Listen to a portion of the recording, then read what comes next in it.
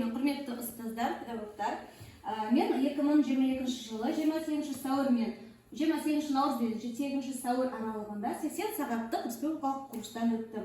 Курсының тақырыбы балалардың жазғы демалысын ұйымдастырудың қажетті шарттары.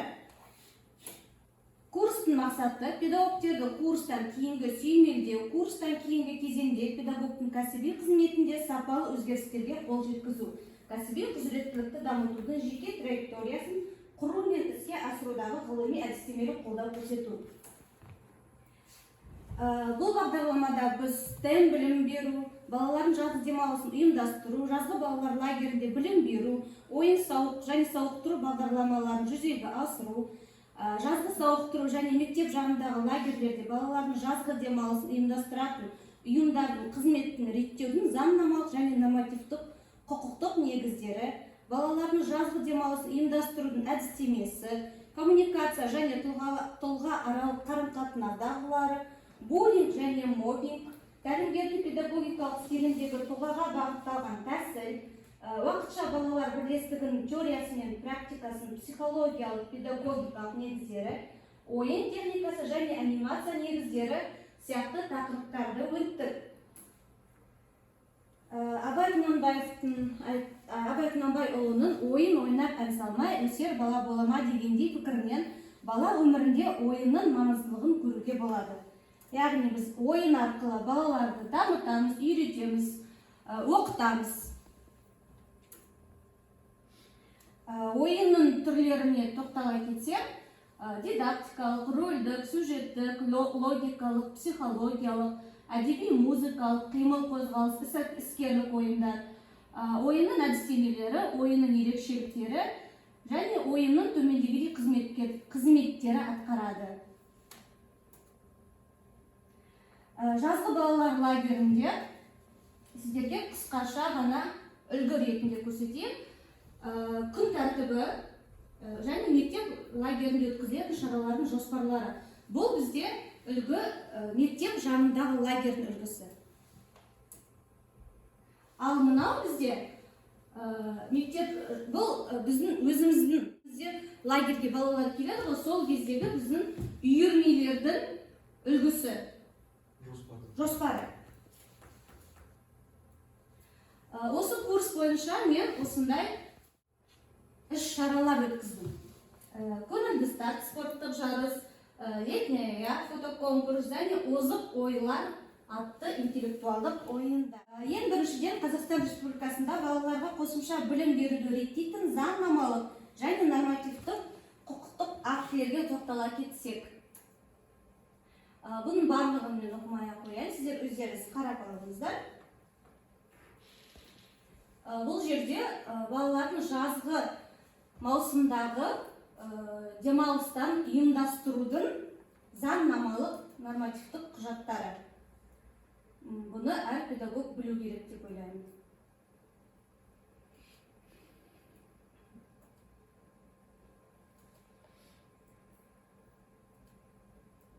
Балалар лагерінде білім беру, ойын-сауық және сауықтыру бағдарламаларын жүзеге асыру. Жаз айлары балалар үшін ерекше ықылас пен күтілетін уақыт. Жазғы демалыс балалардың жалпы физиологиялық, сана-сезімдік, дүниетанымдық тұрғыда даму жетілу кезеңі болып табылады.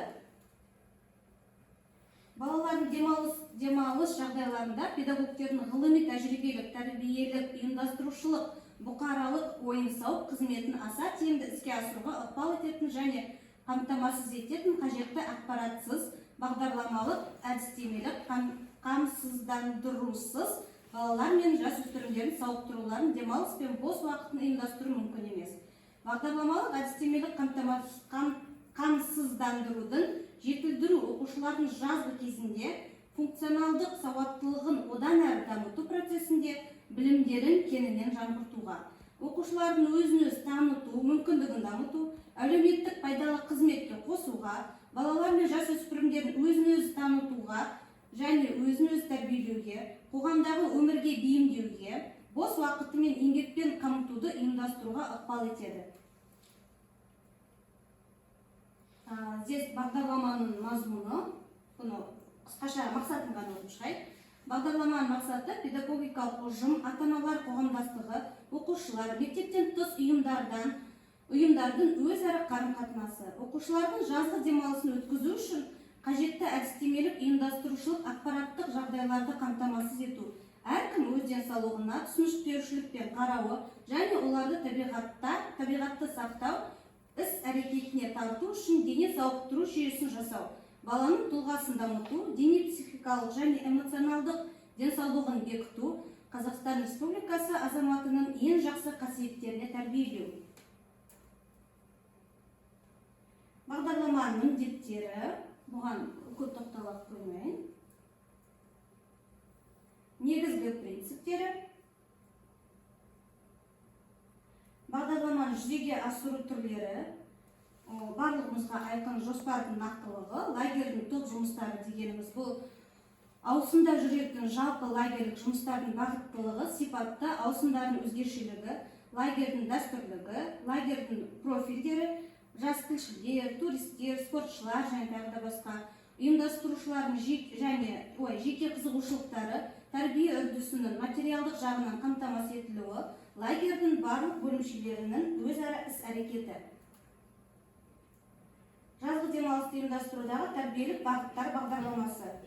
Спорттық сауықтыру, экология, өлкетану, зияткерлік танымдық, адамгершілік, эстетикалық.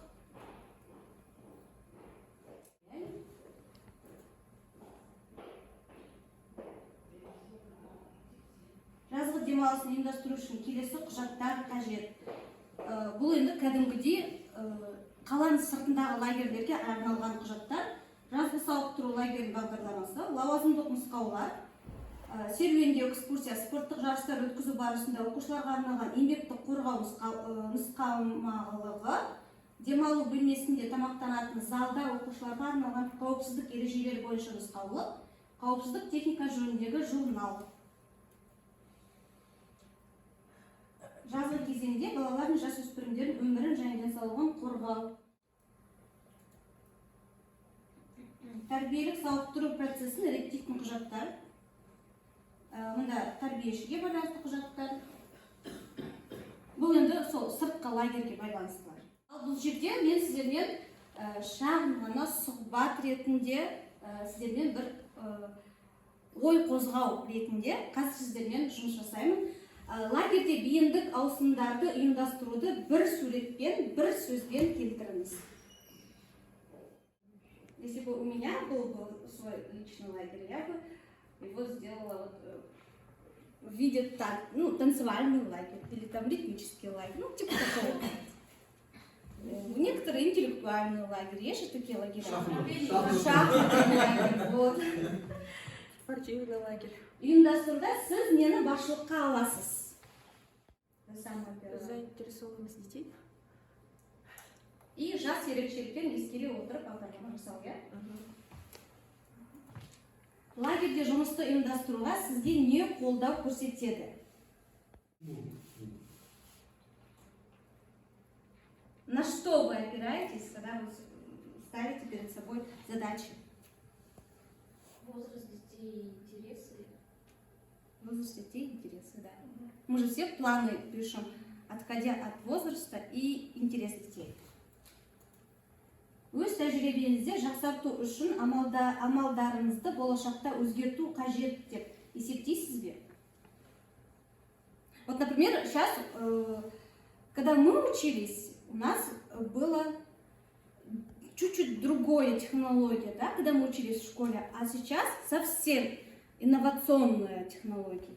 Вот сейчас вы приехали в лагерь, там уже ваши викторины, они уже детям неинтересны. Вот, что бы вы новое придумали бы, чтобы заинтересовать детей? Даже те викторины по штрих-кодам. Вот. Используя мобильный телефон, да? Мобильный телефон, угадать, например, там пословицы или еще что-нибудь такое. Вот. Такой вечерний кинотеатр, или как улица называется, когда проектор использует там полотно. Кинотеатр на часовой.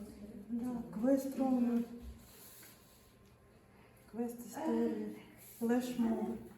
Бұл курста мен өзіме көптеген ақпараттарды алдым.